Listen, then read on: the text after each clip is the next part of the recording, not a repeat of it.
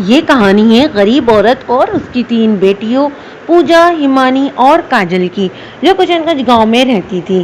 गोमती की तीनों बेटियां अलग अलग शक्तियों से भरी हुई थीं।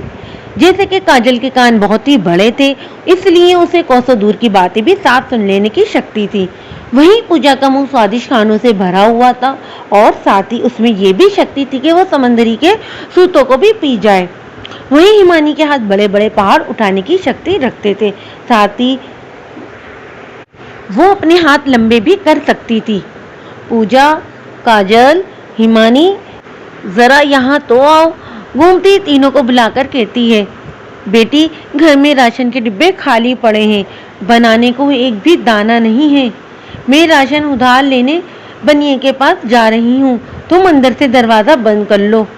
मगर माँ, पूजा माँ से बोलती है, जब भगवान ने मेरे मुंह को स्वादिष्ट खाने देने की शक्ति से भरा है तो तुम्हें इस बनिए के पास उधार राशन लेने जाने की क्या जरूरत है।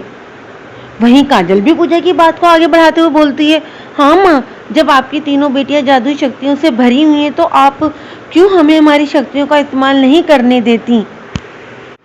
तुम इस बात को अभी नहीं समझोगी मेरी बच्चियों। मैं चाहती हूँ कि ये राज राज ही रहे, इसको राज रखने में ही भलाई है। गांव वाला कोई ये नहीं समझेगा कि तुम्हारे अंदर जादुई शक्ति है, बल्कि समाज तुम्हें डायन घोषित करके मार डालेगा। और मेरी बच्चियों, मैं तुमको किसी भी कीमत में खोना नहीं चाहती, क्योंकि तुम्हारी गरीब माँ ने तुम्हें अपने खून से सींचा है और 9 माह तुम्हें अपने पेट में रखा है, इसलिए तुम्हारे जादू को राज रखने में ही तुम्हारी जिंदगी है। ऐसा कहकर गोमती अपनी तीनों बेटियों को अपने गले से लगाकर बिलक बिलक कर रोने लगती है। इसी तरह समय भागता चला जाता है। एक दिन तीनों बहनें पानी भरने गांव की नदी पर आती हैं, जहां गांव के मछुआरे गोभी और किचन नाव में बैठे पानी में जाला डाले बैठे हुए होते हैं। अरे ओ गोभी, कब से गांव की नदी पर जाला डाले बैठे हैं, ससुरा कुछ भी हाथ नहीं आया। अगर मछलियां नहीं मिलेंगी तो बाजार में भला क्या बेचेंगे। अरे तो क्या करें, मछलियों के चक्कर में नदी में डूबकर जान दे दें। कुशन जो सुबह से ही जरा भुना बैठा था तब कर बोलता है, अरे भाई, तू इतना उखा क्यों बोल रहा है। दोनों मछुआरे आपस में झगड़ने लगते हैं।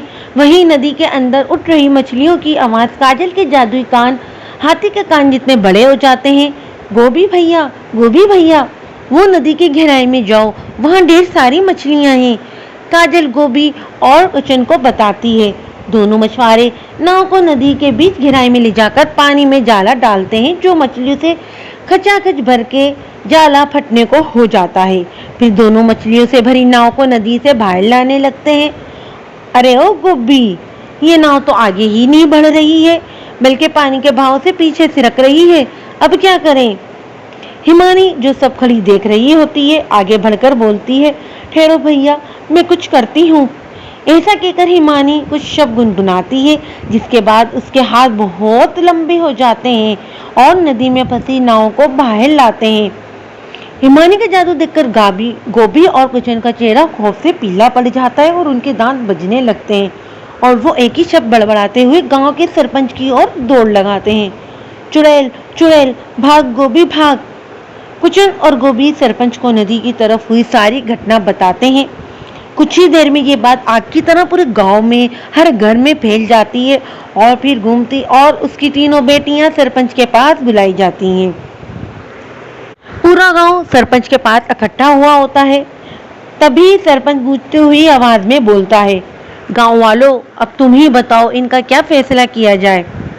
गांव की एक औरत कमला बोलती है, सरपंच जी, मैं तो बोलूं हूँ इस विधवा गोमती को और इसकी तीनों बेटियों को फांसी देकर दर्द पे टांग दो। दूसरी औरत जानकी बोलती है, राम जी झूठ ना बुलवाए, मगर सरपंच जी मुझे तो पहले ही शक था इस गरीब विधवा पर। क्यों कमला, मैं ना कहती थी कि गोमती ने अपने पति की बलि चढ़ाकर डायन बन गई है और अपनी बेटियों को भी काली शक्ति दी है। ये सब सुनकर पूजा बोलती है, ऐसा मत बोलो जानकी मासी, हमारी माँ डायन नहीं है, हमारे अंदर जो जादुई शक्ति है वो हमें कुदरत से मिली है। घूमती सरपंच की तरफ मुड़ती है, हाँ सरपंच, हाँ सरपंच जी, मेरी बेटियों में जादुई शक्ति है, यकीन कीजिए।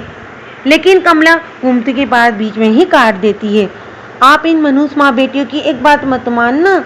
इस ऐसे लोगों को तो पत्थर मार मार कर मौत के घाट उतार देना चाहिए, वरना ये और इसकी तीनों बेटियां सब गांव वालों को खा जाएंगी। पूरा गांव गरीब गोमती और इसकी बेटियों के लिए एक एक बात झूठ बोलते हैं, जिससे सरपंच जी को इन गांव वालों की बात मानना पड़ जाती है। पूरा गांव गोमती की बेकसूर बेटियों को पत्थर मारता है। वो गरीब माँ सभी के आगे गड़गड़ाने लगती है, रुक जाओ, मत मारो मेरी बच्चियों को, मैं तुम्हारे आगे भीख मांगती हूँ। लेकिन कोई इस दुखियारी की नहीं सुनता और आखिरकार पूरा गांव गोमती और इसकी बेटियों को डायन घोषित करके घसीट कर गांव से बाहर फेंक देता है।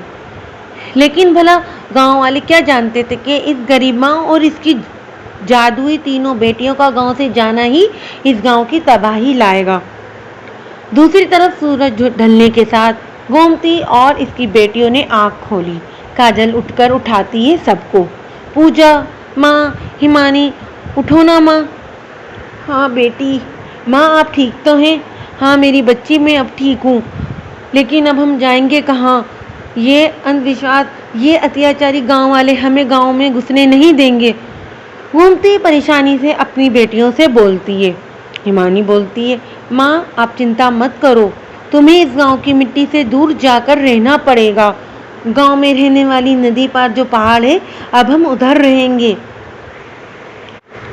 तीनों जादुई लड़कियां अपनी माँ को लेकर पहाड़ पर आ जाती हैं। मेरी बच्चियों, यहाँ तो पहाड़ ही पहाड़ हैं, यहाँ हम कैसे रहेंगे? हिमानी माँ से बोलती है, बस देखती जाओ माँ, ये मेरे जादुई लंबे हाथ इस जगह को साफ कर दो।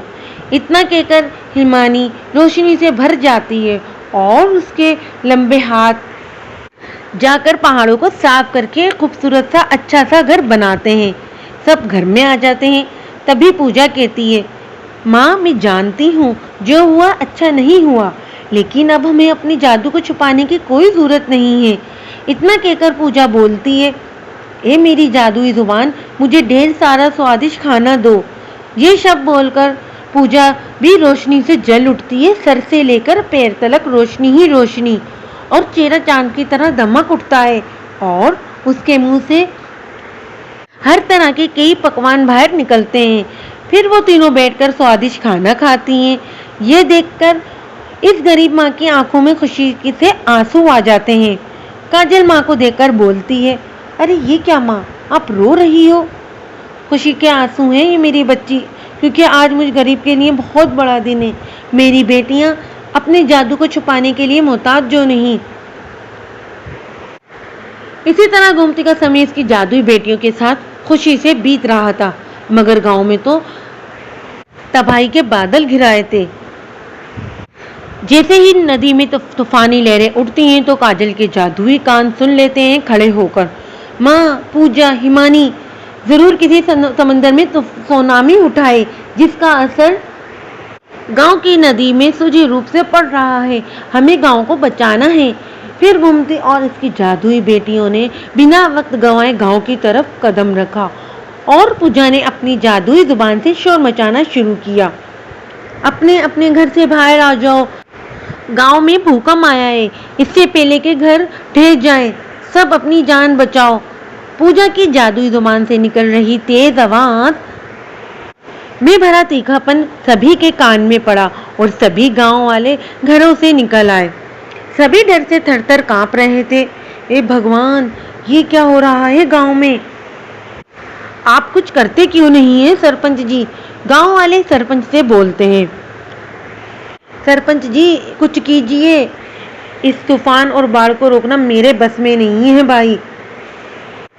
मगर हमारे बस में है, काजल सरपंच जी को बोलती है। पूजा, माँ, हिमानी, बस कुछ ही देर में हमारा गांव बाढ़ में डूबने वाला है। हिमानी, तुम एक एक करके सभी लोगों को पहाड़ पर अपने जादुई हाथों से पहुंचाना शुरू करो, और काजल तुम अपने जादुई कानों से मुझे निर्देश देना जल्दी करो।